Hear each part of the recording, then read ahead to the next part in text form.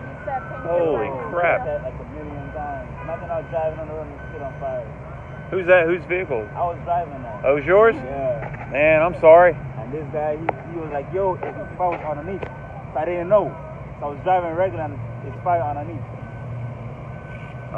Is that yours or are you working on it? No, we work for the company. Work for the company. So. That's fairly new, right? It's like a 16 or 17? 13, but Oh, it's 13? Yeah, but it's real nice. Really nice. Not no more though. But Well, it breaks my heart to see it. And G said that they're coming. Somebody, did you call her or G? I didn't call Yeah, because she called me and I was like, I'm here and I'm glad that I see you. See, told you didn't have to worry about the tax. Yeah. You know, they're gonna pull that. Well, maybe I can get some stuff off it cheap. I'll call Todd because The interior is nice.